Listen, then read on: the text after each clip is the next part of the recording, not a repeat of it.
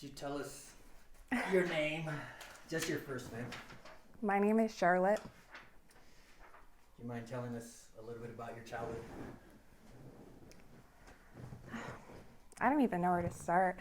I would say that my childhood was very chaotic from the very beginning, and that something that I've noticed throughout the course of my life is that abuse is something that's passed down through the generations, and my story begins far before I was born. It began with my parents and their parents and parents' parents. I was born into a very messy situation. My parents got divorced immediately when I was about 3 years old, and my dad got remarried about a year later to this woman that he was having an affair with. And from there, I was kind of tossed back and forth between these two homes. So I would live with my dad half of the time, and then my mom half of the time. And there are very specific nuances that I'll get into with each of those different living situations. But there was a lot of instability with regards to money. We were living in poverty. We were very food insecure, housing insecure, lots of fighting, arguing, drug use, mental illness.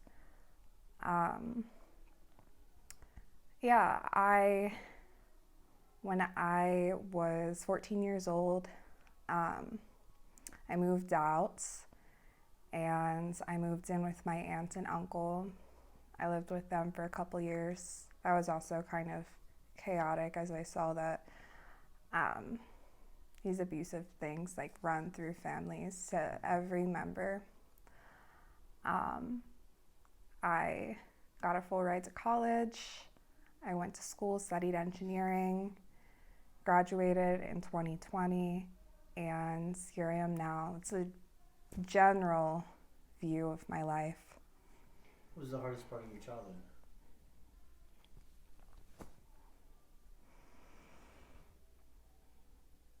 I just never really felt like I was safe with anyone. Like,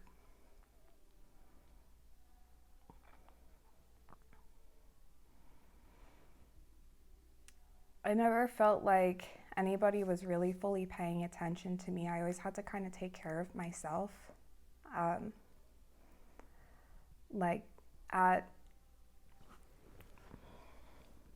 There's so much. I don't even.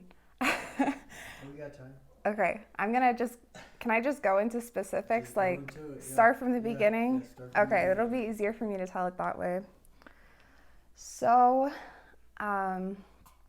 I was born outside of Philadelphia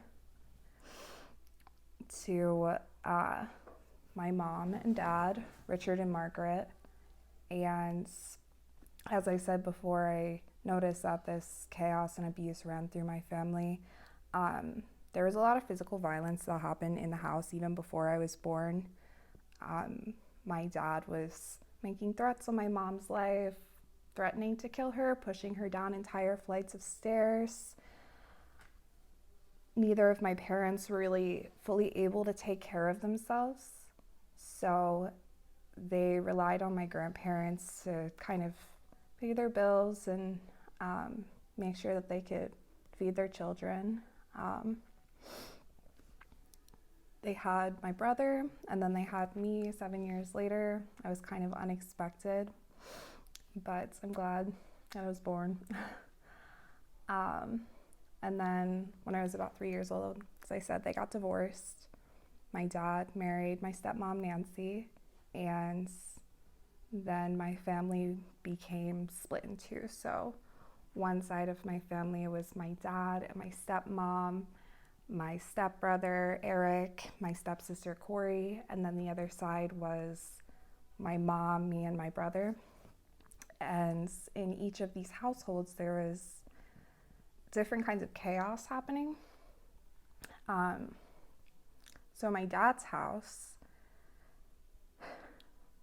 there was constant fighting, threats of divorce, and like pitting the kids against each other. My brothers were a bit older than me, so I was just about 6 years old. They were about 14 years old at the time, and every single fight would revolve around them.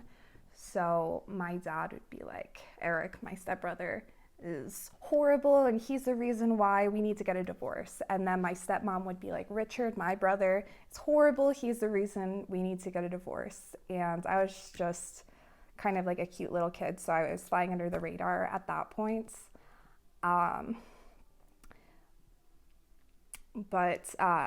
Yeah, in that household, I kind of adopted a sort of role, I guess you would say, where I had like really good grades, and I was very obedient and quiet. I did everything as I was told, and that is how I survived in that situation.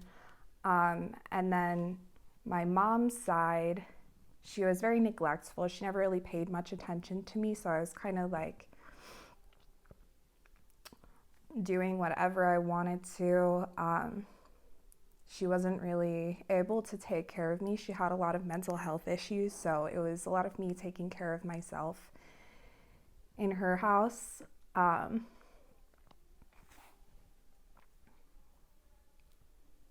My mom's house was chaotic in the sense that she had like different men coming over like pretty regularly, a lot of different boyfriends.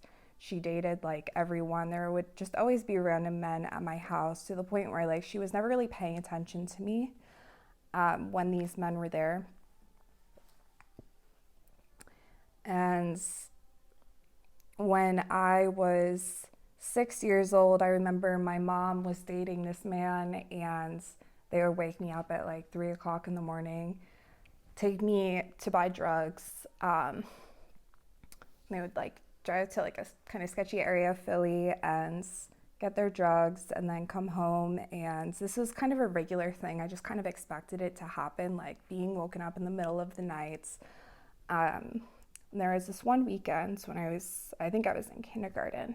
My brother and I were at my grandparents' house, and we got a call. My mom got arrested.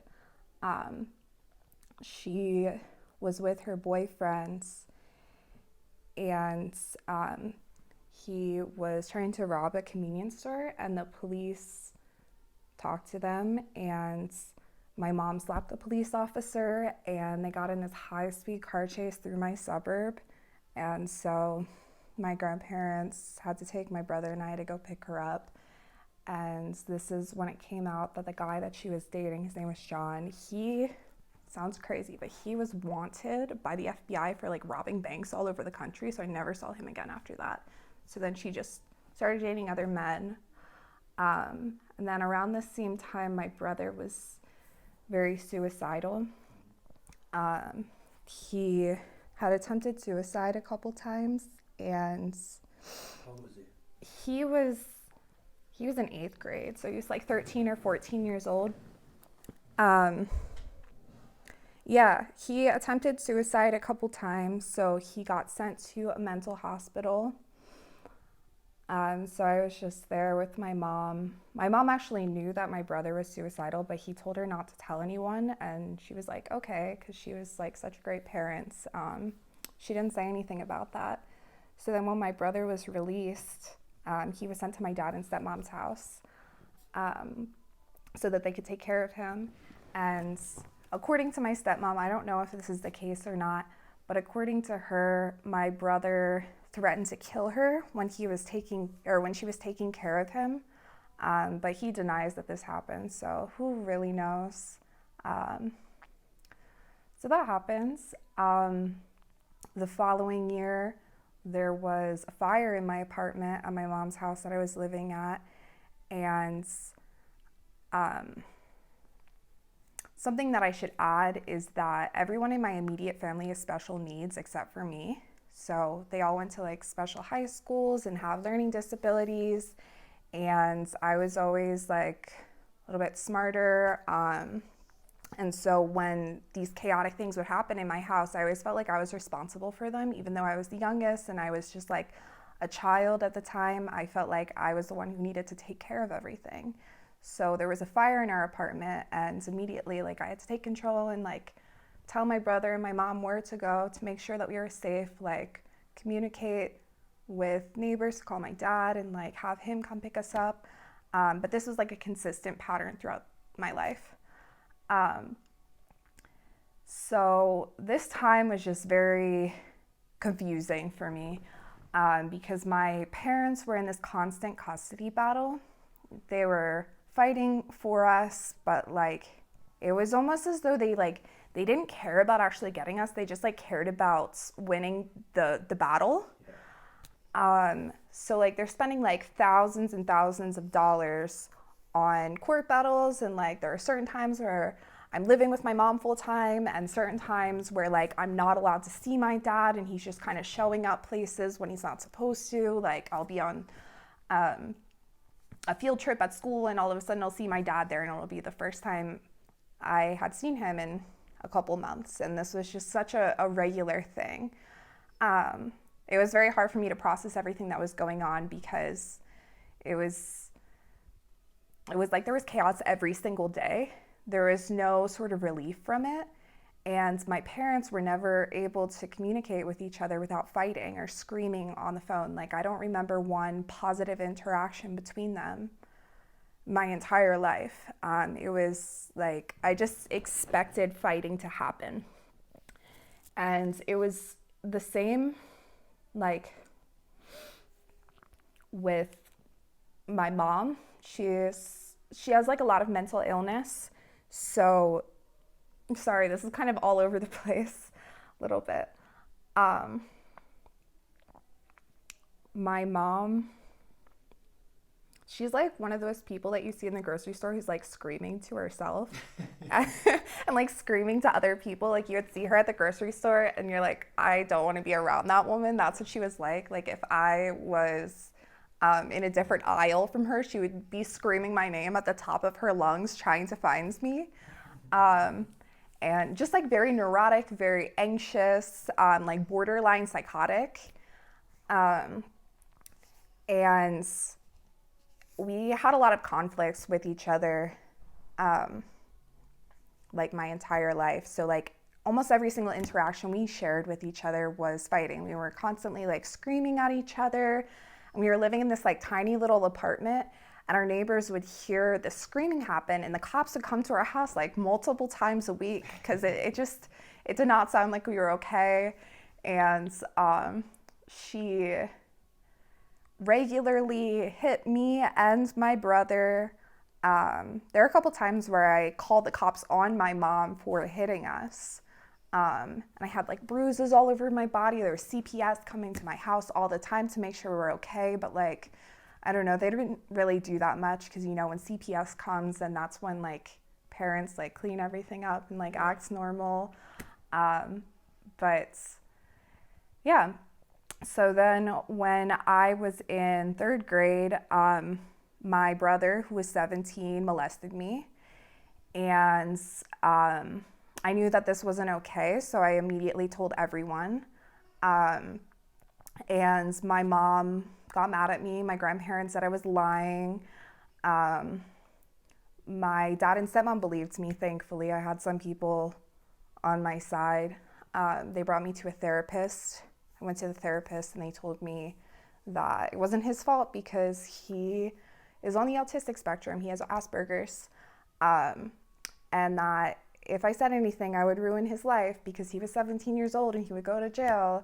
And so then I stopped going to that therapist after that, and I didn't go to therapy for a very long time afterwards. But luckily, my dad and my stepmom did believe me, so they made this rule that we couldn't be in the same house, or we couldn't be like together at the same time without anybody else there.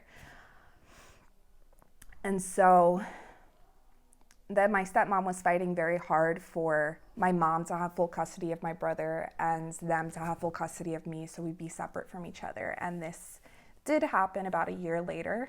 Now I'm about in 5th grade. This is when the 2008-2009 recession hit, and we got evicted from our house.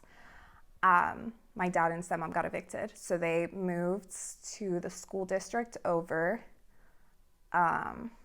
And I had a choice to make. I had to choose if I was going to stay at the same school district and go to that middle school and live with my mom full time, or if I wanted to change schools and live with my dad full time.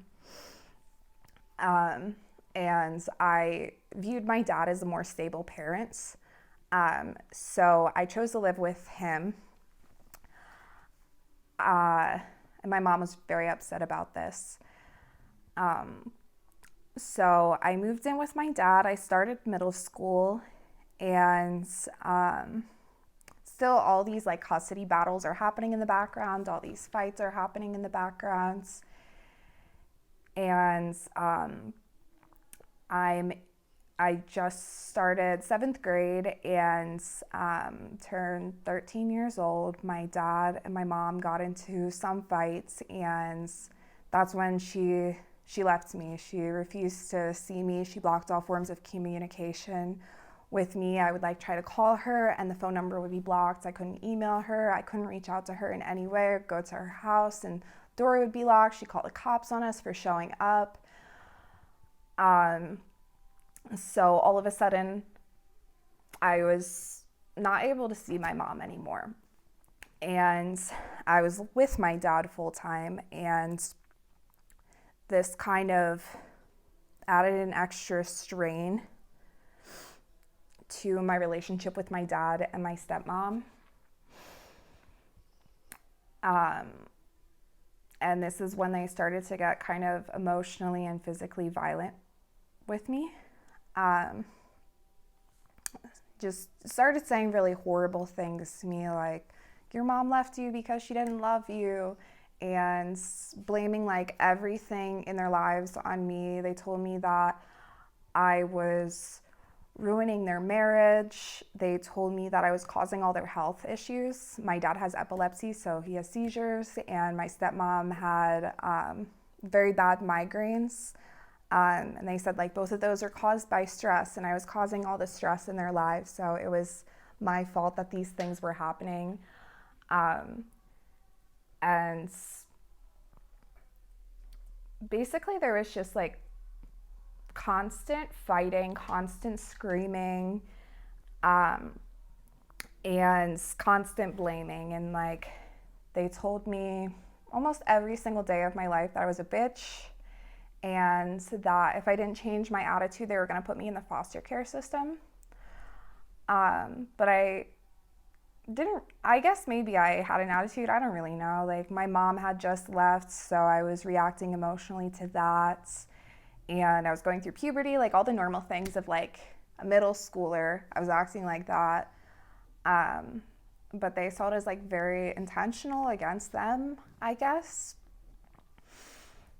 And this probably enters like the worst period of my life. So like all these insane things were happening like on a daily basis. There was one day, normal fights happening, and my stepmom is like, that's it, I'm leaving, we're getting a divorce right now, but I'm gonna go take a shower first, because she had like a weird thing about taking showers before she left the house all the time. And when she said this, my dad took out his pill bottle, and there's someone, okay. Yeah, my dad took out his pill bottle full of his epilepsy pills and poured them all out into his hand. He was gonna kill himself right there in front of me. So he poured them all out, and I was the only one in the room. And I like distinctly remember like prying open each finger individually, grabbing the pills from his hands, taking them away from him. And my stepmom was like, don't call the police, don't do anything, don't tell anyone about this. And so we just kept living our lives. And then regularly, if I ever spoke up against what was happening, my dad would hit me. He would push me into walls. He would slap me across the face, scream at me, and still like that threat of being put in the foster care system was like looming over my head. Like they were constantly reminding me of this. They had like a whole countdown. They're like, if you don't change your attitude by like June 20th, we're putting you in the system. And this was just, just like an everyday thing.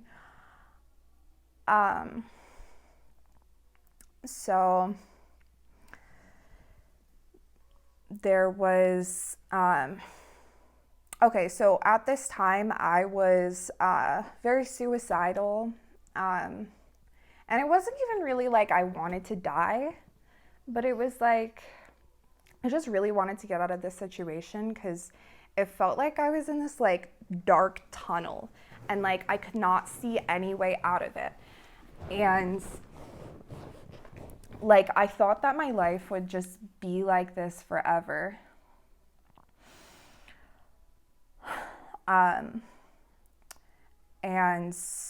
like every little thing that I did that annoyed them, they would punish me for it. So like, for example, if I took a shower and there was like some water on the grounds in the bathroom, I would be like grounded for that and like isolated in my room. And those years of middle school, I basically spent like 90% of that time isolated in my room. There was like, I don't think there was even a window in there. So I was spending like so many hours by myself. I wasn't able to do anything except for just sit there and think and read books and clean my room. And it genuinely felt like I was in prison.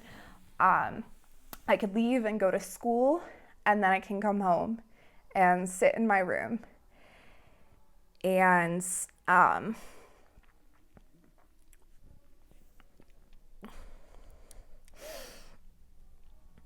yeah, there was a time where I was punished for an entire month straight, just there in my room, day in and day out, staring at the walls, rearranging things, listening to like music on the radio, trying not to like go completely crazy.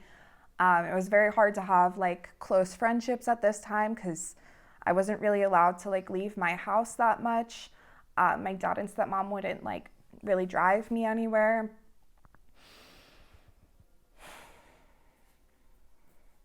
And as I said, I was very suicidal, so I was like cutting myself and like writing suicide notes, contemplating like how do I escape from this situation.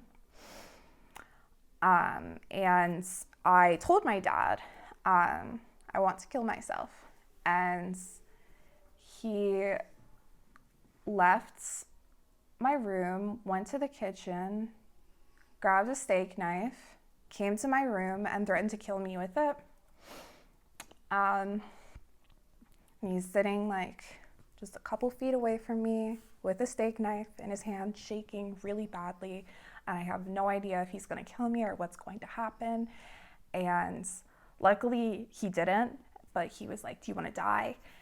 And I guess this was his way of like showing me that I didn't actually want to die or something, him believing that he was like being a good dad or something. I don't even know what was going through his mind, but I actually later found out that he did the same thing to my brother. So he threatened to kill me, my brother, my mom. And like he just like had this anger about him. Like I felt like I had to walk on eggshells all the time so that I wouldn't experience this rage, and I had to adjust my behavior so he wouldn't like kill me. And when he was very angry, what he would do was he would take me in the car and drive at like top speed in like parking lots. And every single time I just accepted like, okay, I'm dying. Like, this is how I die. When I'm like 12 years old, I'm like, all right, well, I'm going to die. And my body was like constantly in this state of fight or flight mode. because of everything that was happening. And meanwhile, there was all this like weird sexual violence happening too, where like if I was ever walking in front of my dad, he would like slap my butt, grab my ass. He would like grab my body and like start tickling me, but like wouldn't let me leave. My dad and stepmom would tell me about their sex lives. They would have loud sex, like to the point where like I couldn't like eat food because I was waiting for them to finish having sex, and I would like knock on their door like, hey, can I get some food? And they like would like laugh and joke about them having sex in front of me. Like sexualized my body, my friends, like none of my friends felt comfortable coming to my house because my dad would like look at them sexually.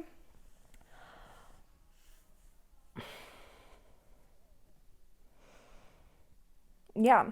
So then this one weekend, when I was in 8th grade, my dad dropped me off at my aunt's and uncle's house, and he was like, you're ruining our marriage, so we're gonna drop you off here for the weekends with your aunt and uncle, and see you later. So I was there, and it was like the best weekend of my life. It was probably like the first time I felt love in my life. And I went home, and I went back to their house the following weekends. And they had taken in foster care children in the past, so I thought like maybe they could take me in, and they were like, we could take you in. So I really thought that was a genuine possibility. And so I went back to my dad and stepmom's house after that weekend, and I was like, I want to live with Dave and Sia. And my stepmom was like, no, you're going to ruin their lives too. And then they took away all my technology so I couldn't communicate with them. But I would like sneak behind their backs and like bring my iPod Touch into my room and like message them on Facebook Messenger, and like just kept in contact, told them what was happening at the house. And I had some friends who were living down the hall from me, and I would tell them and their grandmother and mom like everything that was happening. They did not like my family, and they were like, you should go live with your aunt and uncle. You should go to the police and tell them what's happening. But I was very nervous because I didn't know what was going to happen if I went to the police. So this continues on for a couple more months. And another random detail, my parents were also hoarders, and so like I had no space. There was just like boxes like lined all down the hallways. We weren't eating enough food. I was eating like fried chicken from the grocery store every single night for dinner. I had like holes in my teeth. I had holes in my clothes. Yeah, we were like constantly behind on rent. Everything was just so insecure and shaky. My dad wasn't able to hold down a job. My stepmom was like supporting the whole family with her salary at working at like an inner city school, which like doesn't really make a lot of money. And a couple months or a month before my freshman year of high school, I got into this really big fight with my dad and my stepmom. And I don't even remember why it was so big. We were like going to the dentist, and my dad had said that I could go to the mall afterwards with my friends. And then he was like, no, you're going to the movies with me. And I hated going to the movies with him because he would always watch like stupid movies I didn't care about. So I was like, no, you said I could go to the mall with my friends. And then like this just turns into this huge thing. And I'm like, nope, I'm leaving. I can't do this. I'm going. And I'm like 14 at the time. And I go to my friend's house and I'm like, all right, I'm done. I can't do this anymore. Let's call the cops right now. So we call the cops. The cops come to their house. They take me to the station by myself. And in much more detail than I can remember now, I sit with like dozens of adults. I don't even know who I'm talking to. It's like different social workers, police officers, all these people reliving the trauma over and over and over again, everything that had happened in the house. And I was so scared because I didn't know what was going to happen. I didn't know if they would believe me because I was just a child, or like what would happen if I went to them, told them all this stuff, and they're like, oh, this isn't actually abuse. And then they send me back to my dad and stepmom's house. And now they know that I turned them into the police. Like the abuse would be so much worse. So I was very terrified. They called my aunt to the station. My aunt and uncle, like set a room up for me in their twin house. That night I went home with them. My dad came to the station, saw me there, and was like very shocked. Like he had no idea that this was happening. And yeah, I have to wait a couple months to find out if my aunt and uncle got custody of me. Luckily they did. And so I moved back to the school district that I started at for elementary school. And this is when my uncle takes me to the dentist because I had all these tooth problems to take care of. And just like very strange coincidence, we were at the dentist and I saw my mom. And this was the first time I had seen her in a long time. And this was the last time I have ever seen her. She was there with her boyfriend and they were just about to move to Florida. We were living in Pennsylvania. And yeah, then she moved to Florida. It turns out that her boyfriend was like physically abusing my brother. And my grandfather was paying for the apartment that they were living in. And he was like, you can't live here if you're going to abuse my grandson. And then my mom got really mad and she's like, I'm leaving. So they both left, moved there, left my brother, who was probably about 20 years old at the time, at the apartments. And I am with my aunt and uncle. And it's really great at first, but then it gets really bad very quickly.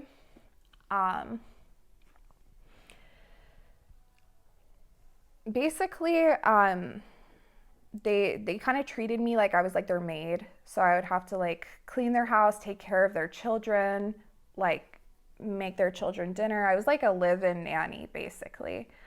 And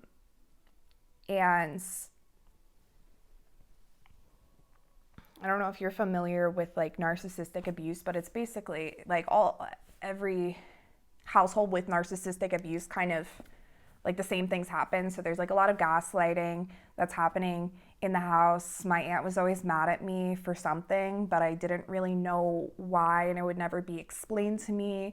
Everything was always about her, and everybody was always walking on eggshells around her. And so there was my aunt, my uncle, alcoholic, but very cool. I really liked him, but he kind of had very high highs and very low lows consistently. It was very confusing living with him because we would like have a really good relationship sometimes, and then all of a sudden like he would like turn things against me. So if I was like, hey, can I go out with some friends? And he'd say yes. And then I'd be out with friends, and then my aunt would come home and be upset that I was out with friends, and then he would say like, oh, she manipulated me into like saying yes, because he was afraid of getting in trouble with her.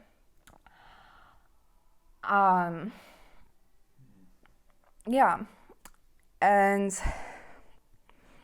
with my aunt, it was very difficult living with her because like everything that I did was wrong. So, for example, if there were like clothes in the washing machine that needed to be moved over to the dryer, if I moved them over without asking, then I would get yelled at for doing that because maybe there are some clothes that need to be hung up and like can't be dried. But if I ask if I should move them over, then I'd be yelled at for not taking initiative. Like every single decision that I made was questioned in this way. So I never knew like what I was allowed to do, what I wasn't allowed to do. I was always like very nervous about like setting off like some fighting and screaming in the house. Those 4 years that I lived with them were very chaotic because I would be woken up to screaming on a pretty consistent basis. Like 6 o'clock in the morning, my aunt's screaming at the top of her lungs because like there's a dish in the sink or something.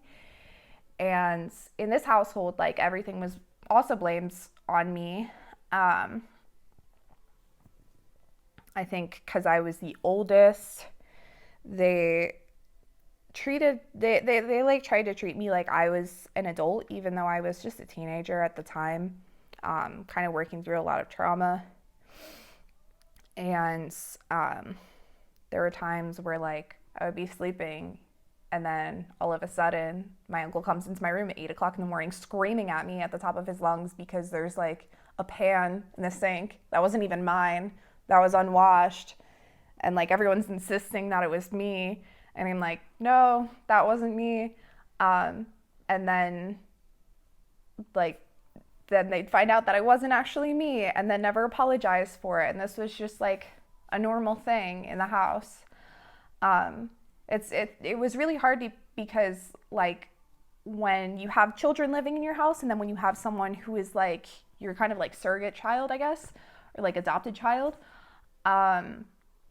like they don't actually treat you as like a full child. I was always like kind of a charity case or like that troubled teenager who's living in the house. So all of their friends and everybody in like my family kind of viewed me in this way, like I was like very troubled or something.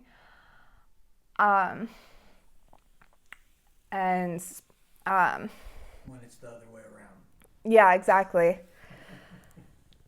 Yeah, and my cousins, they were significantly younger than me. Like they were like 11 years younger, 9 years younger, and 5 years younger. So I was watching them on a daily basis. I almost felt like I was like their mom or something, like raising them.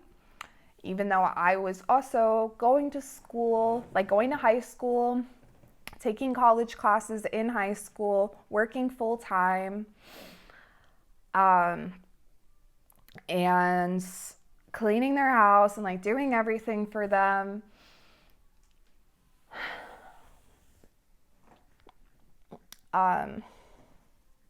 Yeah, so my senior year of high school, that's what I was doing. I would wake up every day at like 6 a.m.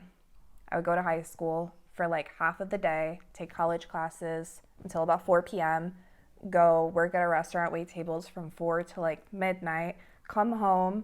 The house would be dirty. I would be expected to clean it. They wouldn't leave me any food. If I brought any food home from work, they would eat it. If I called them out on it, I get in trouble. And then I just repeat this over and over again. And at the same time, I was also applying to college. I was having panic attacks every single day. Like it got to the point where like I couldn't breathe. Like I would like gasp for breath because I was always panicking. I was always anxious. I was crying like every single day. And submitting those college applications, I needed help like filling out the FAFSA for like the financial aid. And every time I would ask for help from my aunt, they would turn into this fight and she would yell at me. And it got to the point where like I almost couldn't even get into college because like I turned in the FAFSA so late. It almost like I almost didn't get my financial aid because of her. Luckily I was like emailing my school and I was like, I'm sorry, my family sucks. And they were like super understanding. And so I got into my dream school, which was amazing.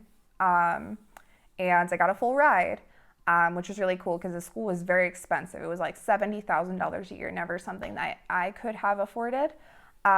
So it was like my escape finally, like all those years, all I did was study in school, try to get perfect grades, try to just like survive through the day. I hated every single day of my life growing up. I felt like I was in chains.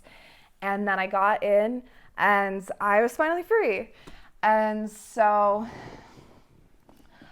I went to Lehigh University, and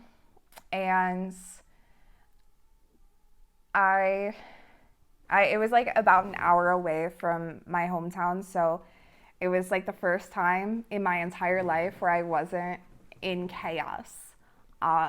It was like up until that point, like my freshman year of college, best year of my entire life. It was amazing. I made so many good friends. Of course, I was still dealing with like all the depression and anxiety and PTSD and everything, but I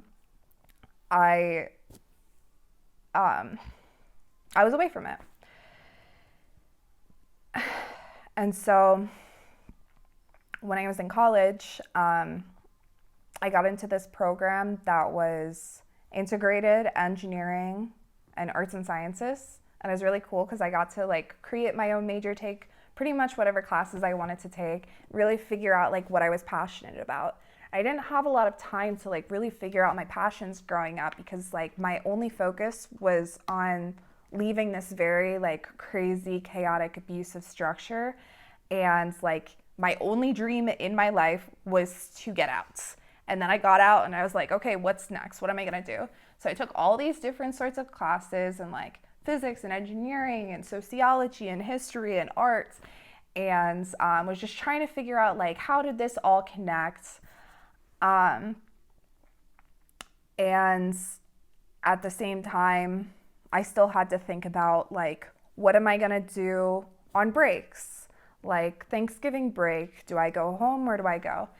So that Thanksgiving, I went home, even though I was very scared to. I noticed that like the few days leading up to Thanksgiving break and the days after, I had like very bad panic attacks. And I knew it was my body's way of telling me that like I should not be there.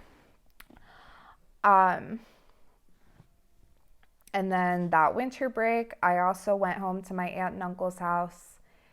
And there was just like lots of fights again. They're constant fights. Constantly like, everyone's constantly like mad at me for reasons that like they never explained, and I don't understand why they're mad. So I promised myself that that was the last time I would ever go home for a break, and I would find a way to like do something else every single break. So the following break, I went to a friend's house, and then the break after that, that summer break, I went to Antigua. It was my first time leaving the country. It was really exciting. I went on a school trip. My school had like all this money to send students on trips, and like most of the students at my school came from like the top 10%, so they like didn't seek out these resources. But I had no money, so I was applying for like every single scholarship imaginable. So I went to Antigua on this service trip for like 7 days, and I just absolutely fell in love with traveling. I thought it was amazing, and I really thought about how, I guess I thought that my experience was like everyone's experience, and my way of growing up was how everyone did. But then when I was there, I saw like there were so many cultural differences. Like, for example, there in Antigua, people like painted their houses the color of their political party. And I was like, that's so interesting. And like, just like all these little things are so different that I just wanted to travel more and like learn more about different places. So then I started seeking out travel opportunities through my school constantly during every break after that. And then that summer, I did computer science research at my school. I just stayed there. There were like 12 people staying at my university. There was nothing to do, but I was so happy to be away from my family, even if I was so bored, because it was like at least peaceful. So I stayed at my school that summer, and then started my sophomore year of college. And like, The third day of school is when I met Evan, and we started dating shortly thereafter. I really liked him a lot. Um, yeah, I would say he was my second love. I didn't really talk about my first one back in high school, but he was like a very significant person in my life. Um, we we spent a lot of time together and a lot of time talking to each other. I really felt like he was the first person who like really saw me, the first person who I could like share the specifics of my life with, and talk about my passions and like really be myself with him. And so that Thanksgiving, he lived across the country. I asked if he wanted to come home with me for Thanksgiving. I was a little bit nervous about this, and it turned out to be a very chaotic time. So, I'll preface this with um, Evan's not white, and my mom is very racist. And my mom was still like kind of reaching out to me, like sending me text messages every now and then, talking to me on the phone. And I took Evan to meet my grandmother. We went out to lunch in Philly, and I got a text from my mom, and she's like, "Oh, I heard you have a boyfriend. Can you send me a picture of him?" And so I sent her a selfie, and she's like, "Is this some kind of sick joke?" And I wasn't really sure how to respond to that, so I didn't. This is part A of the story because this whole week is like very chaotic. So I'll get back to that. This is the day before Thanksgiving. Then Evan and I sleep over at my aunt and uncle's house that night. And the next morning, I wake up and I have like all these missed calls from my stepbrother. And I'm like, that's weird because Eric never calls me. So call him back, find out my stepmother died randomly that night. And I'm not really sure how to respond to this because like she was very abusive towards me and like did not treat me well, but also like she was kind of my mother figure in my life. Like my mom wasn't really much of a mother figure, and I always had this hope that like we would be able to mend what had happened when I was younger and like have a relationship moving forward. And so my aunt and I drive to my dad's house to see if he's okay. And like, of course, he's not. His wife just died.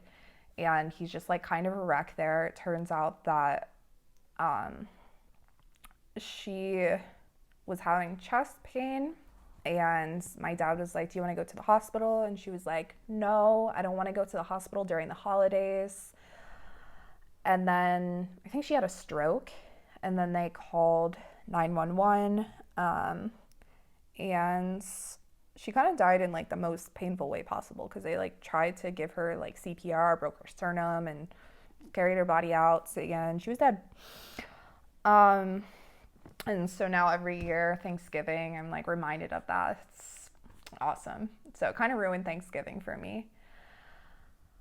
And Okay, so given all that, right? yeah.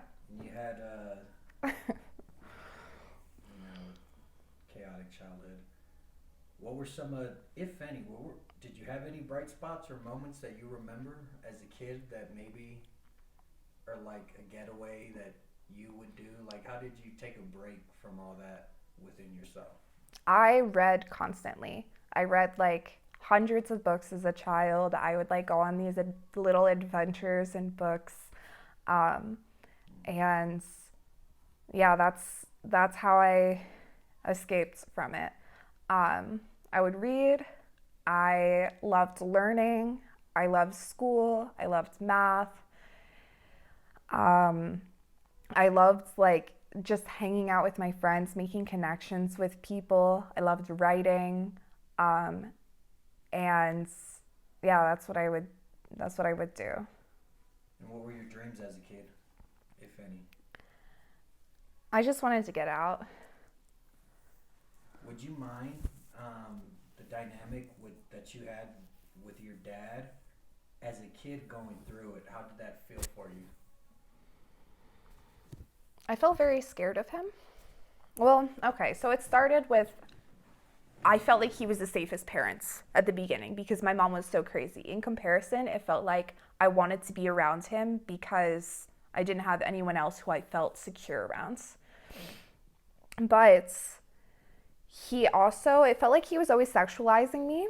It felt like his anger was dangerous. How did that feel for you?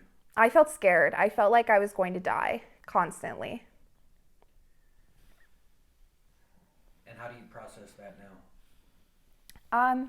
I've been going to therapy and I've been doing EMDR therapy, which is like trauma therapy and like processing like all these different events.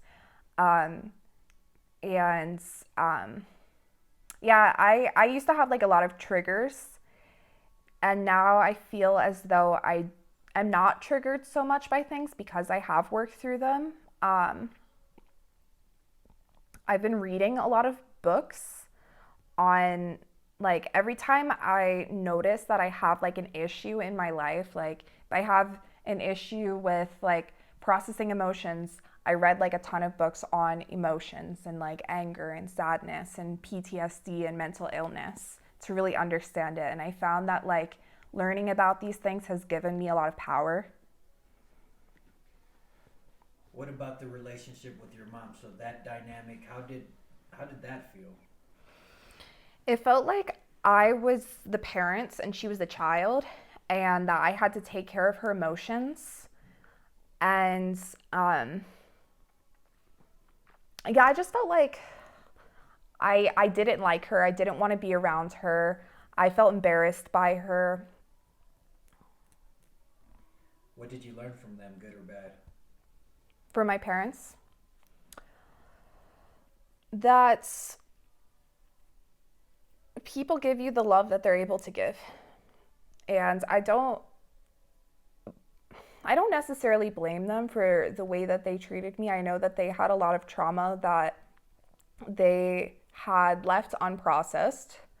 They had a lot of mental illness and drug use. And none of it was a reflection of me. It was a reflection of themselves.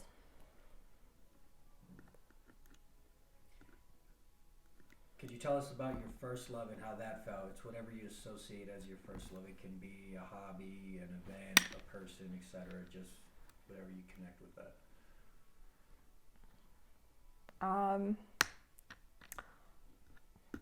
My first love, it's gonna sound silly. My first love was monkeys. I loved monkeys. I had like all these different monkey toys. I was like 8 years old. I had like probably 30 different monkeys, like all these plush animals. I would wear like monkey pants, monkey shirts, like everything I had was monkey themed. I found them so fascinating. I would do like, it was like my first random, maybe it was like my second random obsession. I just like became obsessed with learning about different things, and that was like a very, very big one in my life. What about your first loss or heartbreak and how that felt? Same thing, whatever you associate with that.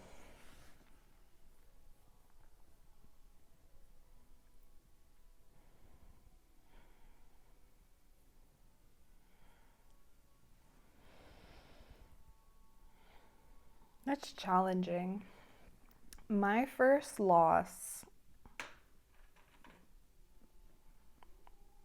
I think that my first loss was my loss of self, because I recognized that, like, I always knew that everything that was going on in my house was not okay.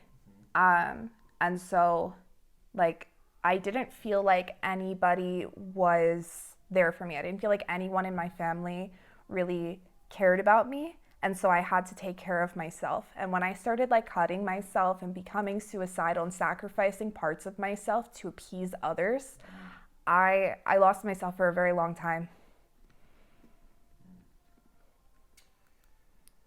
Can you describe that in further detail? So what, you know,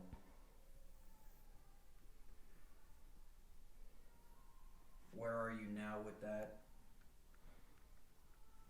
how is that process from where you sacrifice? What parts of yourself did you sacrifice?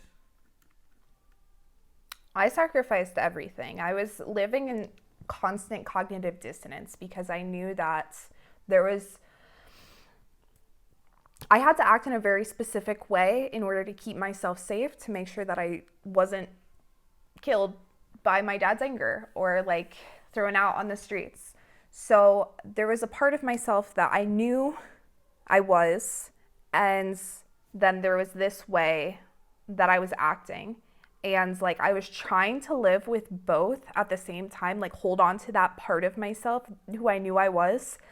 Um, but it's hard to hold on to cognitive dissonance for long.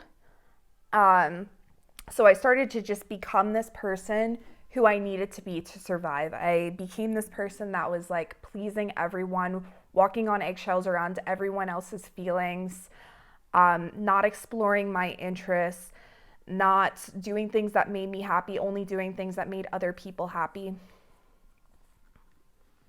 How does that feel now on the other side of it? I think that I just did what I had to do to survive, and I was in a situation that could have been I could have like not survived that situation. So I am happy with everything that I did. I don't have any regrets about that because the person who I am was always there, even if I forgot, even if it was very, very deep. I was still able to access it years later, but there was just like a lot of stuff I had to work through, a lot of mental illness. How does it feel accessing that part of you, which, you know, the quote unquote real you know, doing things that you like? How does that feel?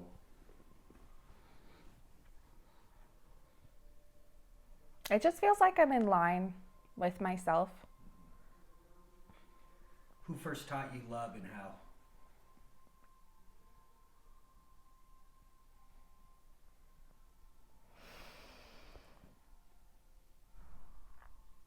After my junior year of college, I had this opportunity to teach English in Panama. I moved to this rural village. Nobody spoke English there. And I lived with this host family, and they didn't know any English at all. And I only knew a little bit of Spanish. And I was like picking it up as I went along, but like it was very hard for me to fully communicate and like express myself when I was there. And even though I wasn't able to really give them anything at all, I was like relying on them for food and shelter and everything, and like they still showed me love even though I had nothing to offer them. And that was the first time I really felt love, and it was very painful. And it yeah, it was painful feeling it for the first time. Why was it painful? Because of the contrast? Hmm. How did you accept that love?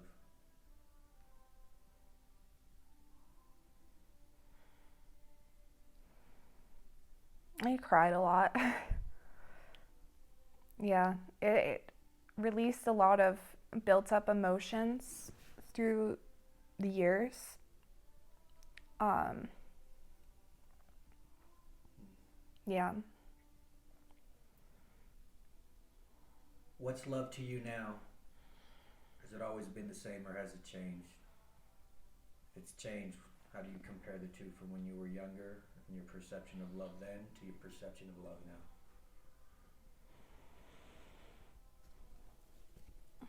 When I was younger, I didn't feel like I loved anyone, and I didn't feel loved by anyone. I thought that love was not real. I didn't think that I deserved it. I thought that I was being treated this way because there was something wrong with me, and that I would never be loved by anyone. Now,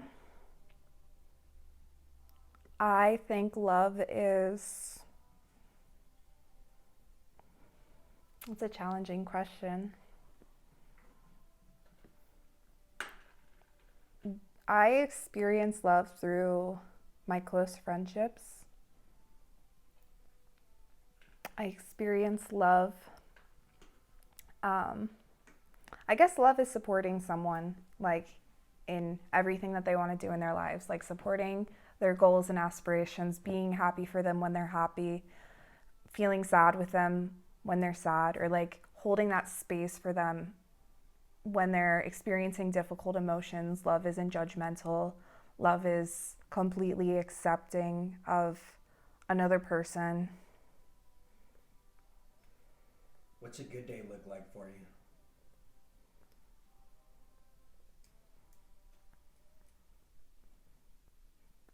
Every day of my life now is a good day. I wake up and And you ain't in Pennsylvania. I wake up and I have a safe house to live in. I have healthy food. I have tons of friends who care about me and I care about them. I have enough money to pay all my bills and like go on adventures and like try out different things that interest me and like try out different hobbies and read books. And I have so much. I'm so grateful for my life. What's a bad day look like? How do you get through that bad day?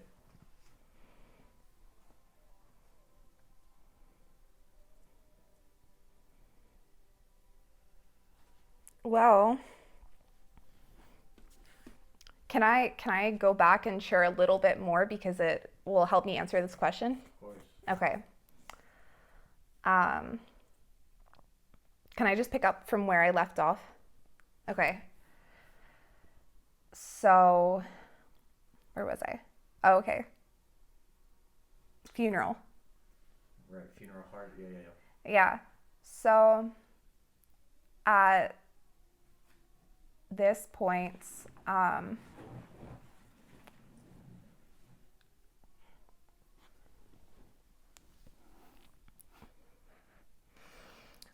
the funeral was the following week,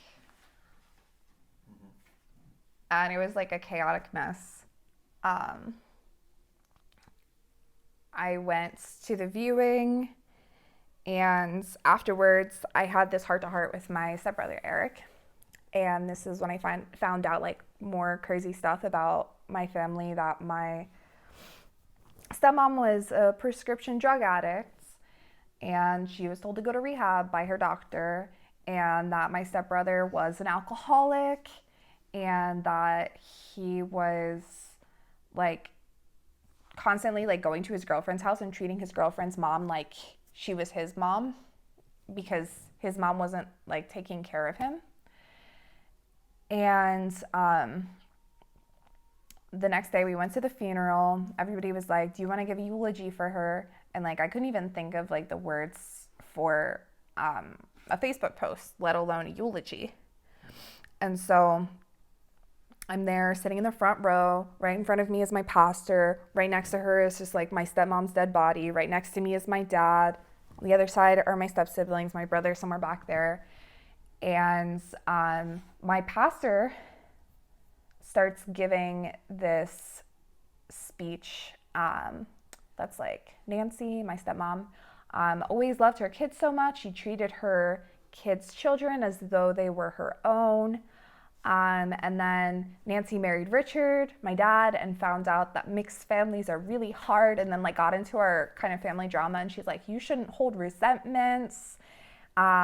She was having really bad migraines, kind of like making up all these excuses for her treatment of us. And I was so angry that this was happening, and I didn't know where to look, because if I looked right there, I'd be looking at her, and then if I looked over there, it'd be my stepmom, and if I like walked out, everybody in there would see because I was in the front row. So I'm like crying, and my dad is like trying to console me as I'm crying, and I'm like, I'm not crying because I'm sad. And then she finishes her speech, and then my dad is invited up for his eulogy, and he gives like the weirdest fucking eulogy of like, it's like we're like in a sitcom or something. So there was this guy that Nancy went to college with, who she was like always in love with, and she would always tell me like, oh, I should have married him instead of your dad. And so my dad gets up there and he first starts by thanking my stepmom's ex-husband for being a good friend to her. He's like, you have always been a better friend than a husband, so which is like a weird compliment, I guess. I'm not really sure. And then he's like, and John, you were always the true love of Nancy's life. And then that's his entire eulogy, and everyone's like, what? And so then he sits down, and then my stepsister goes up, gives like a pretty standard eulogy. My stepbrother goes up and starts by screaming howdy into the microphone. I'm like, what is the circus of a family that I'm in? This is why I never come home. And so, yeah, it was just a crazy time. I had finals at school like 2.5 weeks later. I had always been very good at school my whole life, taking all of these AP classes, always getting like pretty much straight A's my whole life. And that was the first time when I started to do really poorly in school and like had to retake some classes. I got the worst GPA of my life. And I realized like so much of my identity was built around like doing well in school. And now I was like, I'm not doing well in school. Like, who am I? Like, I'm not good at anything at all. It was the only thing I was able to develop in my... Cool. So Howdy. after that, I went back to school, finished up After the funeral. After the funeral. You didn't say what your eulogy was. I didn't give a eulogy. Okay. I just experienced the eulogies that happens. And I have to get back to part A of this story because I first started talking about how my mom was being very racist towards my boyfriend, Evan. So this is actually a couple days before the funeral, but she reaches out to my aunt and she's like, let her know that I will never accept a multicultural relationship. And my aunt's like, fuck you, and she blocked her. And then my mom reaches out to me and she's like, are we good? Yeah, we're good. She's like, sorry to laugh. It's like so absurd. She's like, how dare you drag your 80-year-old grandmother to the city to witness an interracial performance? As though we're like fucking tap dancing in the street or something. And she's just like telling me she'll never accept a multicultural relationship or whatever, and to reach out to her when I grow up. And I'm like, cool. And so all of this happens over the course of 1 week. I go back to school, finish up the first semester of my sophomore year of college, and do horribly in all of my classes because I have finals like in 3 weeks. And that is the first time in my life I've ever done poorly in school. And I realized like how much I built an identity around like getting good grades and like being smart. And it felt like it was taken away from me all of a sudden. And like I had this huge like identity crisis, and I was like, who am I if I'm not good at school? That's when I really started investing a lot of time into traveling. So that winter break, I went to Peru, went to Machu Picchu. It was awesome. That spring break, I went to Kenya. I took this course that like let me go there, and I convinced Evan to take the course too. So we went to Kenya together. It was his first time leaving the country. It was like an amazing time. And then that summer break, I got like a fully funded paid internship in Amsterdam through my school. And so I lived in Amsterdam for 10 weeks, and a big part of my job was traveling all over Europe and like writing case studies on different universities in Europe. So I got to go to like, I went to Budapest and Vienna and Prague and London, and I just like took a solo trip to Germany. I didn't know any German. It was awesome. It was a really fun trip. took a solo trip to Belgium, and yeah, it was truly a transformative experience.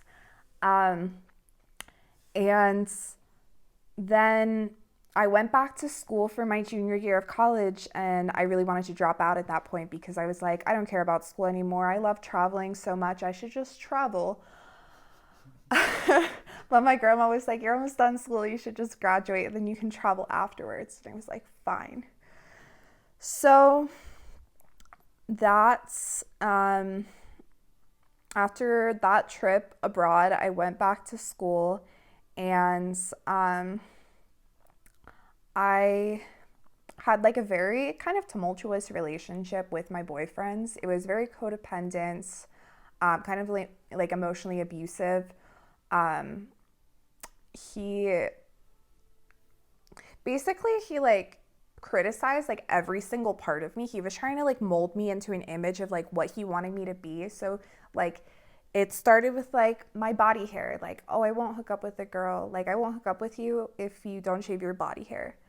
And then it was my clothes, like, oh, I don't like your shoes, let me like, let's go shopping and I'll get shoes that I like. And my clothes, like, oh, that shirt makes you look like an elementary school art teacher. My personality, and like I would share my traumas with him and he would use them against me. And when I got back from Amsterdam, like he told me he wasn't attracted to me, and my self-confidence was so low, and like I had been treated so poorly my whole life that like I didn't know if I was even like I could get anything better than this. So I just accepted it and I stayed with him even though like did not feel good about it.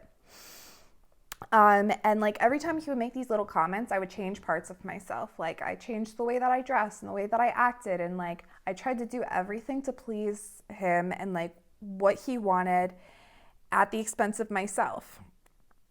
And like I would do everything for him. I would help him write his papers for school. I would help him apply to internships. I would just like do everything for him, do everything for me.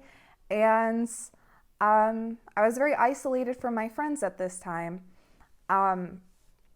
because like he was constantly with me, and then like if I ever hung out with my friends, he would just sit there and like sulk to the point where I'd be like, okay, let's just go home. So I like never saw anyone besides him for that time we were dating.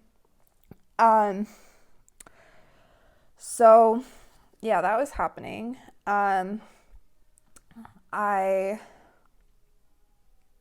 What did I even do?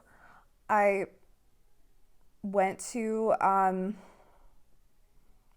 went home with him that winter break, so I didn't have to see my family. I was like trying to see them as little as possible. If I was like forced to go home for a day or two, I would, but like every time I went home, there would just be like a crazy amount of chaos that happened that would take me months to fully process, and it was just super exhausting. So I went home with him that break. Then that spring break, I went to Israel. I'm Jewish, so I was like exploring that part of my identity. And then that summer, I had the opportunity in Panama where I was teaching English. And that summer was very cool because that program in Panama ended, and I had 3 weeks before my senior year of college started. And so it was always my dream to work with monkeys, like do things with monkeys.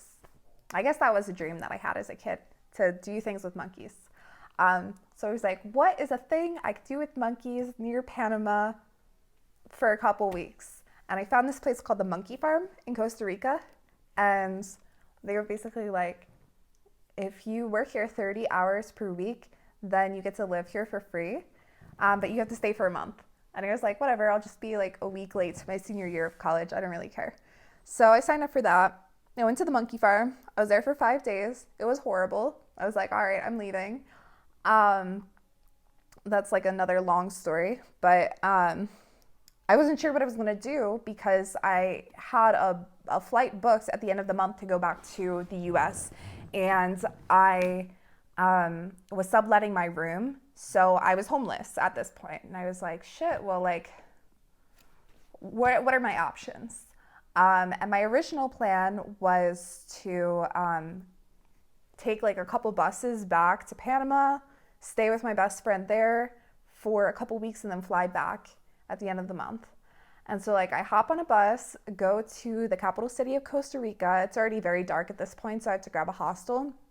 And I go to a hostel and like sit down at the bar, grab a drink, and the bartender is kind of cute, so I'm like, maybe I'll stay here a little bit longer. And then I end up just staying in Costa Rica the rest of the time. I had like the craziest adventure of my life. I like hopped around to like all the different cities of Costa Rica, or like the different little towns. I was just like living in different hostels, making all these different friends.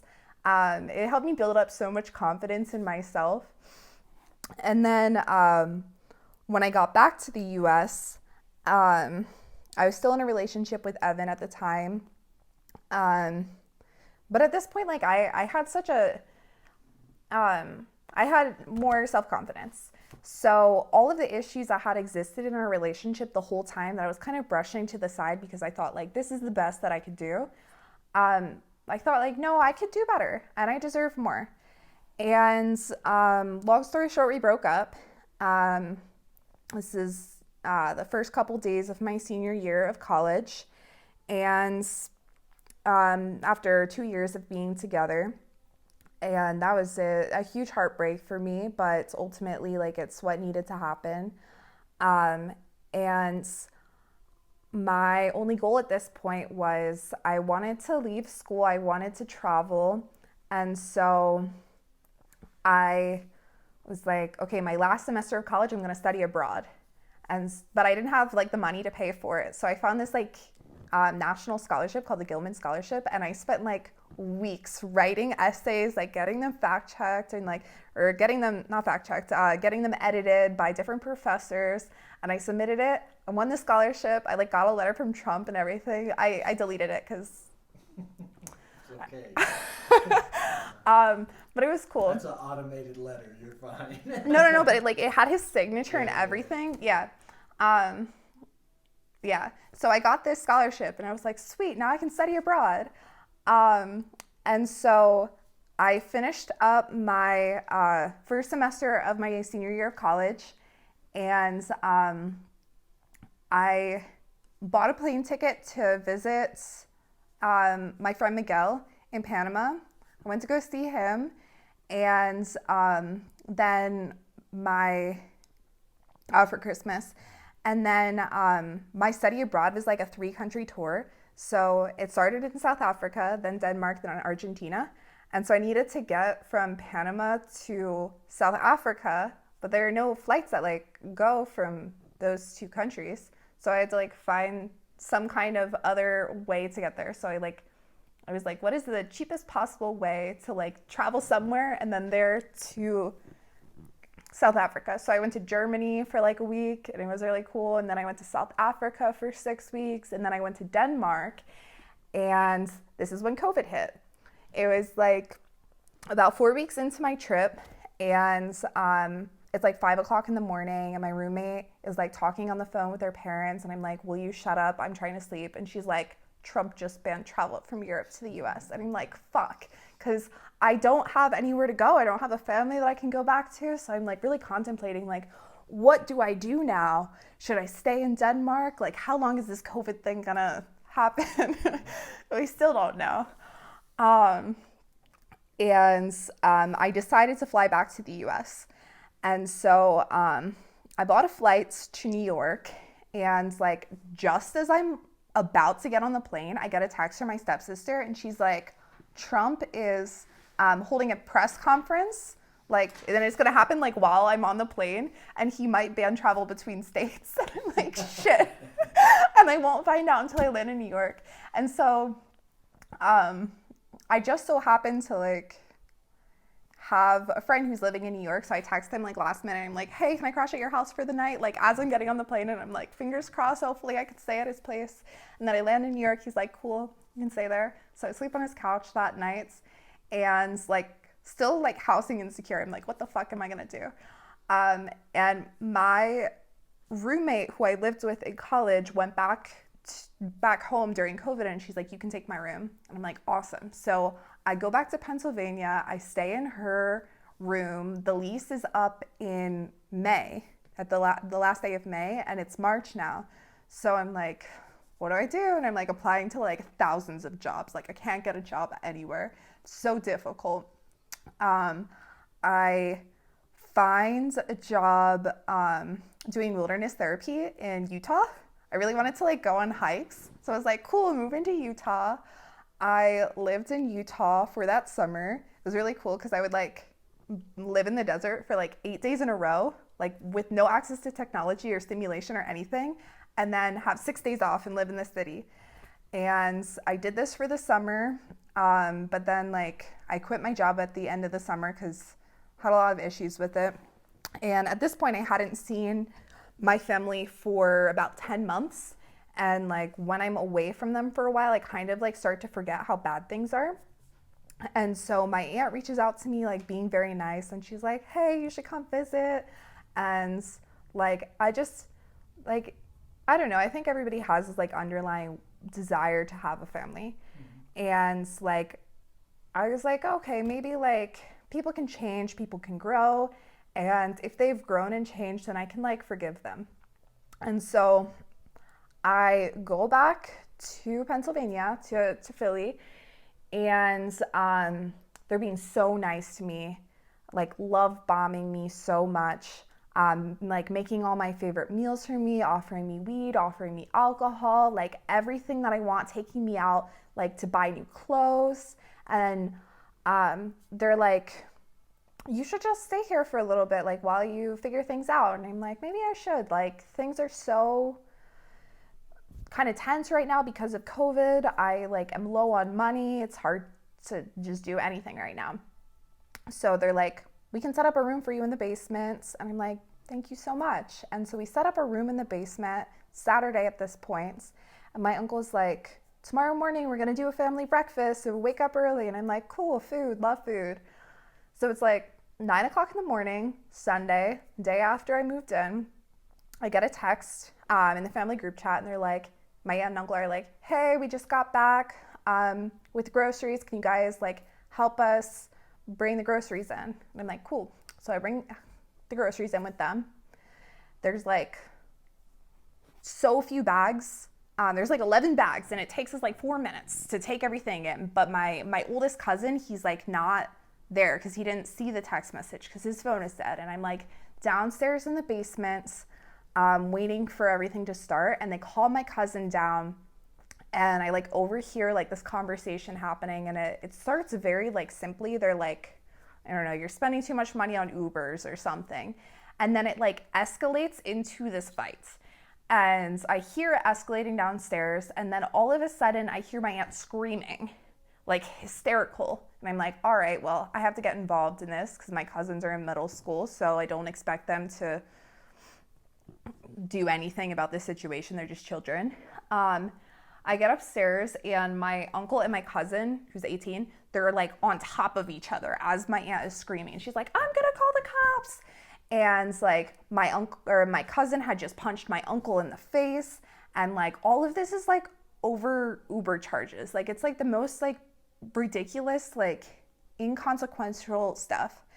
And I have to like physically pull them apart from one another. And they're like screaming at each other, and like my cousin's calling my uncle a pussy, and he's like screaming at him, and my aunt's screaming, and like everybody's chaotic. And I'm like, what the heck? Like conflicts are totally normal between people, but like the way that they deal with conflicts is just ridiculous.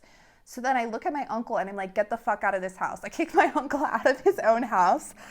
And so at first he's like very shocked. He like can't believe that I'm actually doing this. But then he leaves, and I'm like, cool. And I feel like every single inch of my body, like I can feel it right now just talking about it, is like vibrating with energy. And I realized like this is how I felt living with them all the time. But when you're living with it all the time, you don't notice it because it's like you're normal. And so I'm like trying to calm myself down, like ground myself. I go on a walk outside. I'm like sitting outside, and my aunt is like, oh, can you go to your space? Your uncle doesn't want everyone looking at him when he comes back. And I'm like, what? And every time there's a conflict in the house, like even if you're not involved in it, you just like can't be in any public sort of spaces. Like you can't be in the living room, you can't be in the kitchen, or else you will feel the wrath of whatever anger exists. So I end up like spending the day with my cousin. We're just like walking around our town, trying to wait for everything to cool down in the house. And at this point, it finally hits me. I'm like, what the fuck did I do? Like, how did I get myself back in this situation? I was finally out. Now I'm back in it again. And like, how do I get out? And so I had just seen my stepbrother a couple days before. I reached out to him and I'm like, hey, can I crash at your house for tonight? So I go to his house and I tell him what happened. And he's like, if you need a place to stay, like you can stay here for as long as you need. And like, meanwhile, I was looking to move to Colorado. I was looking to move to Gunnison, but it was like taking a little bit longer than expected to find housing. So as soon as I found housing, like I was going to move, but I didn't know that would take a couple weeks, a couple months, what. So I sleep at his house that night, and I'm really contemplating like, what are my next steps? What do I do? So I spend the whole next day, like 8 hours just like walking the streets of Philly, like thinking like all these different possibilities. Like, do I go back to my aunt and uncle's house? Should I just fly back to Utah? Should I stay with my stepbrother? Should I do something else? And like, we're in the thick of COVID, so like there's not really a lot of options.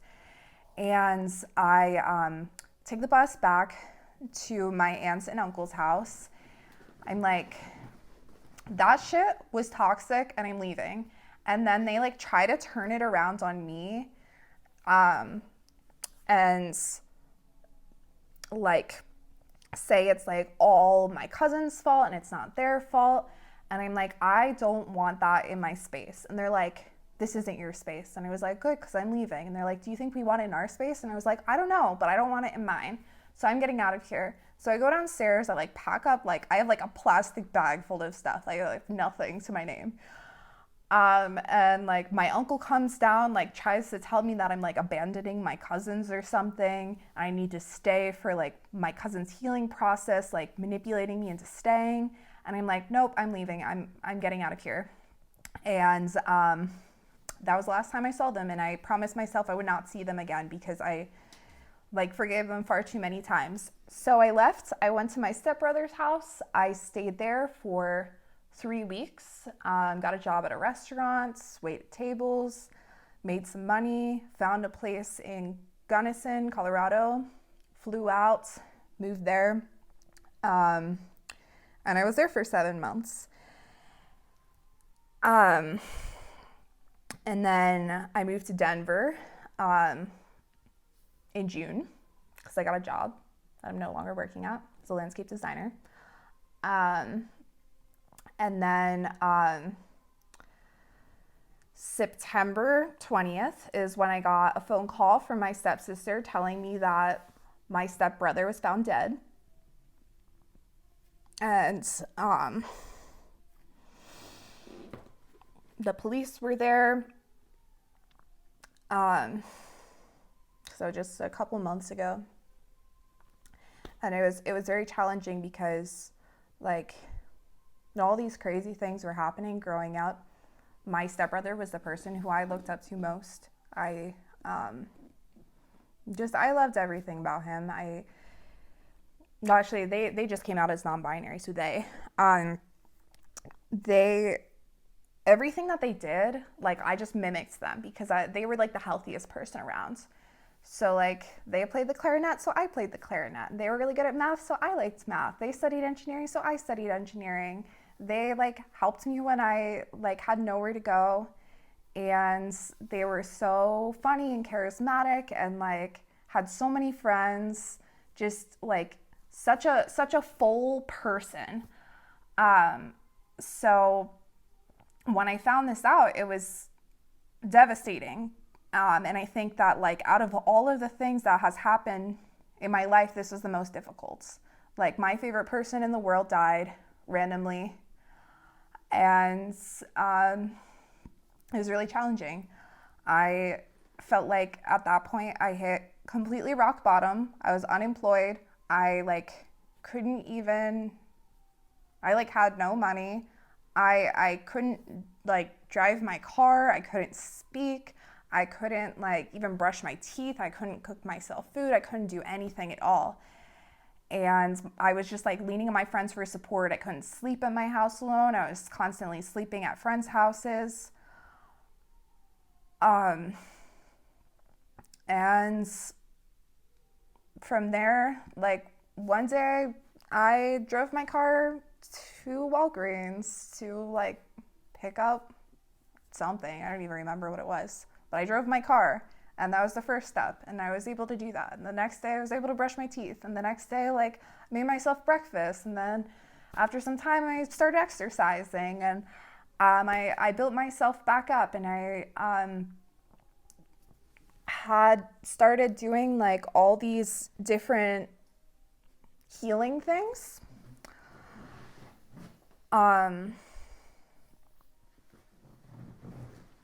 Yeah, like I started going to sound baths and just trying out different therapies, like talking to my therapist multiple times a week. And I felt like a lot of this stuff that I had experienced as a kid, like all that trauma, I started to process it very, very quickly. Like I did certain therapies that like released like this energy that had been in my body for like 10 years. And like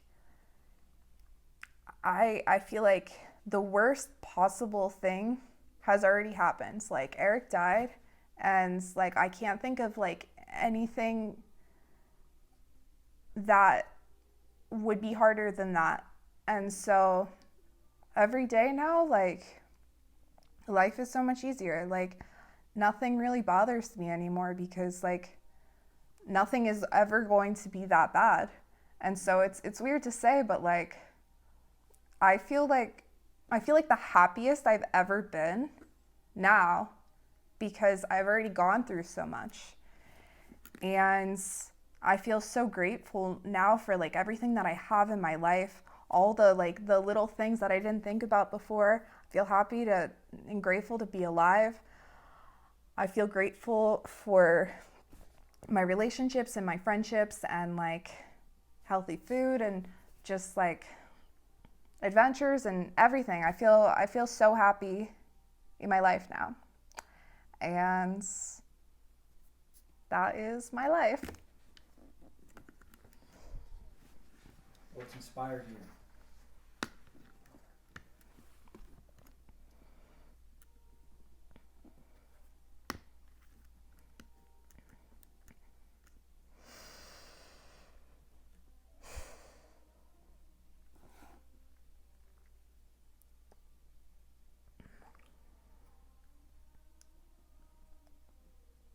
Knowledge. I think that learning things and expanding my mind, like either learning through reading, learning through traveling, learning through like interactions with other people, every single one of them expands my mind further than what I know. And it really puts my life into perspective. And like my life, like a lot of shitty things have happened, but it's just like a tiny blip in like the whole of humanity, the whole of existence. And I think that's a really beautiful thing. What's been the most humbling experience for you? How did that experience feel? Yeah, I guess when Eric died, it really, I felt like up until that point, I thought like there was like some sort of meaning I was looking for in life. Like, what does this all add up to? What does it mean? And that happened, and it was like so nonsensical, it was so random. It was not something I ever expected to happen. And I realized that like we think that life means something, but it doesn't. Like sometimes random tragedies occur, and like we get to choose who we want to surround ourselves with, what we want to do with our time, like what kind of person we want to be. We get to choose it all, and that we get to choose our own little meanings instead of like some grand like underlying thing that we're searching for, if that makes sense. Go in your mind and think this life event can be mental, physical, or spiritual, and you may have brushed on it already. Can you tell me about a time in your life that you can relate with the word war?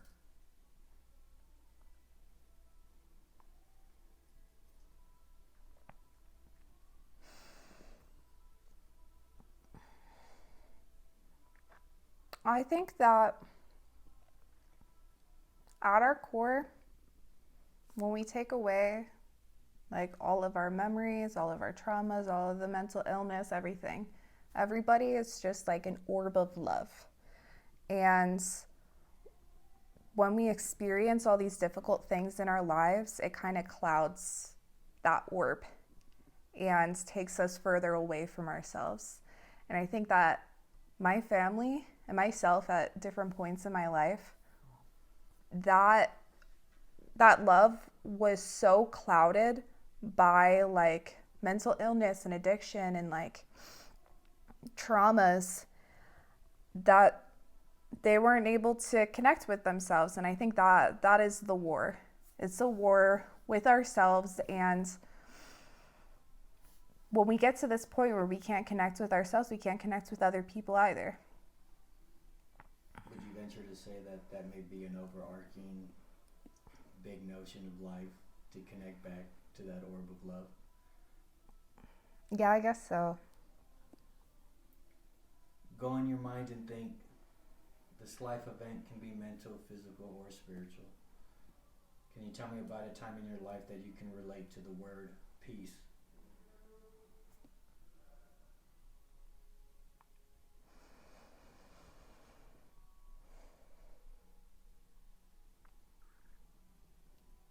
When I was in Antigua, that first time I left the country, we were on a catamaran and I was like laying on this net and I was so calm. The surroundings were so beautiful. The water was like purple. There was like good music playing in the background. I had like a drink. I don't even know what it was. And I felt so at peace. It was the happiest moment of my entire life.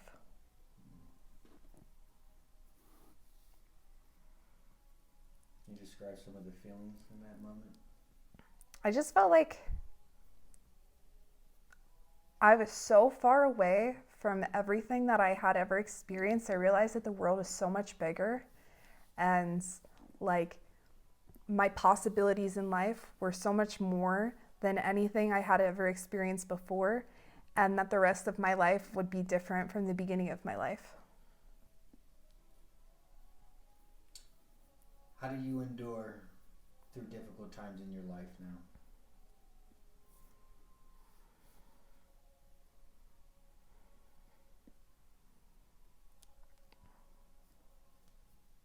I just let myself feel whatever I need to feel. If I need to cry, then I cry. If I need to scream, I scream. I just accept myself fully for whatever is happening. What's a truly joyous moment in your life? When I found out that I got a full ride to college, that was okay. I just said the catamaran trip was the best time of my life, but I think actually that was the second best.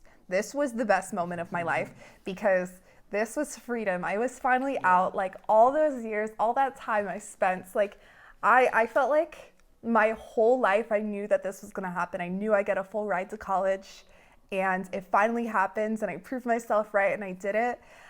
And this is like the most amazing thing ever. I knew like I'm out. I could go. I could live my life now. It's all going to be so great. What keeps you up at night?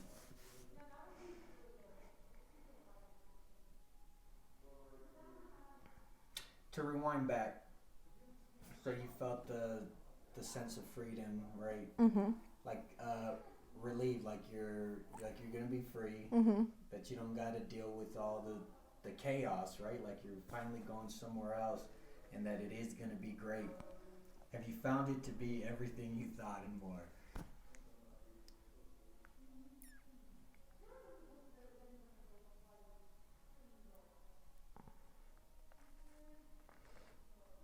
I think that so that first part, like that first like 18 years or so was like living in the chaos. Mm-hmm. And then the past 5 years or so was like the aftermath of it. Mm-hmm. And it was like, although I was not in the thick of the chaos, it was still within me. And there is still like, I developed PTSD from everything that had happened. And so like the first couple years, like it was beautiful being outside of it, but it was very difficult because like abuse and trauma and like addiction and all of these things are generational. And I saw myself, I guess reflecting back now, I see that I was repeating some of these patterns. I was repeating some of the trauma. I was getting into another abusive relationship. And it was challenging at first because I had to spend a lot of time breaking these patterns and like becoming aware of it and like changing every single aspect of myself so that I wouldn't pass this on to the next generation. So that was very challenging. And it was a different sort of challenge in the first 18 years. But now I feel like I've hit a point where I'm kind of exiting that healing process. And I feel like I'm so happy. I think that life is such a beautiful thing. I have a clear vision of my next steps. I have a clear vision of what I want to do in my life and my morals and my values and who I am and what makes me happy. And I'm starting this next chapter of my life.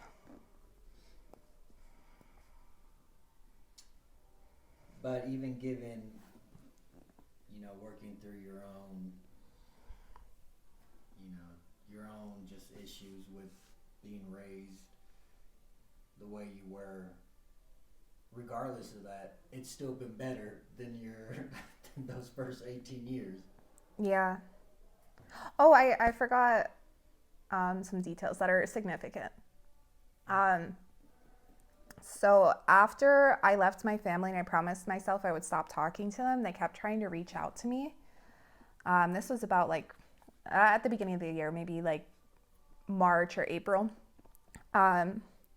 So then I deleted all of my social media and I changed my name. Mm-hmm. And I felt like that was actually the transition into this next stage of my life, into this new person that I am. And like I can choose who this person is rather than like being a victim of the circumstances that I was born into. And it's empowering. It's super empowering. What keeps you up at night?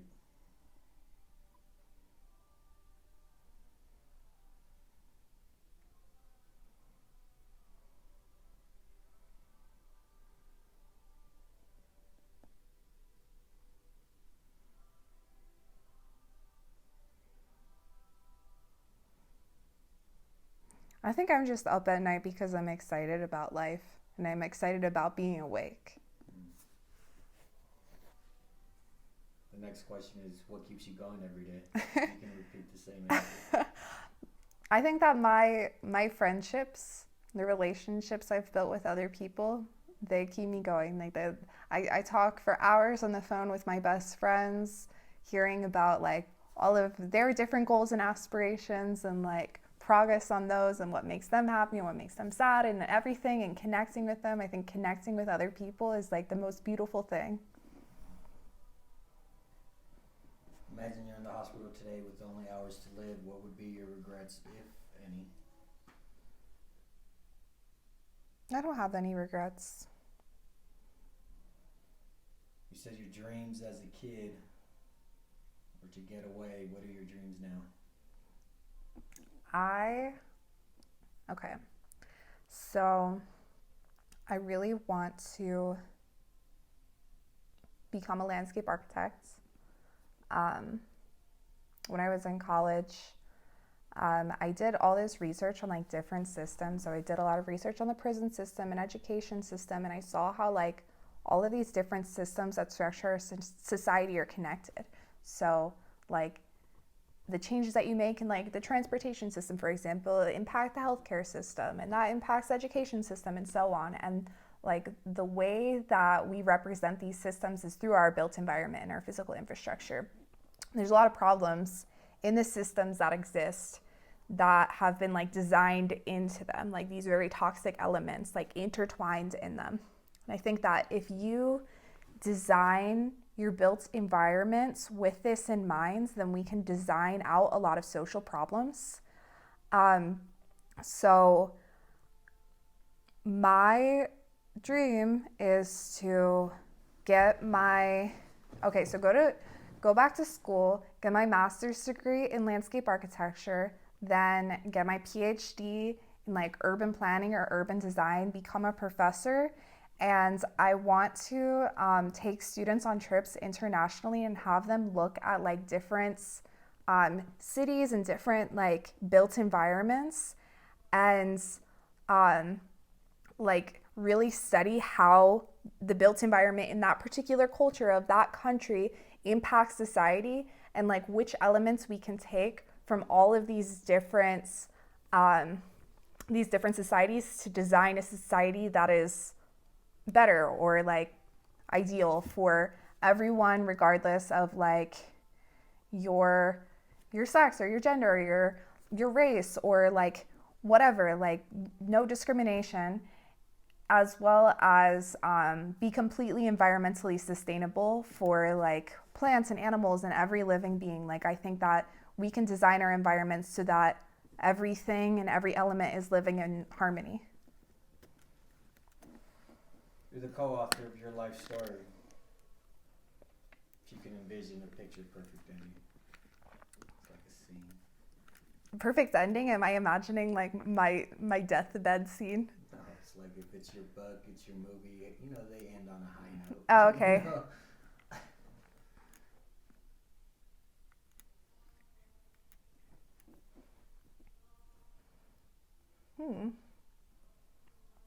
I think it would just end with me doing something fun, like a backflip or something. Like just something silly, like something not serious, because I feel like everything has been so serious my whole life that I want it to be something funny, like end on a witty, funny note. That's it. Cool.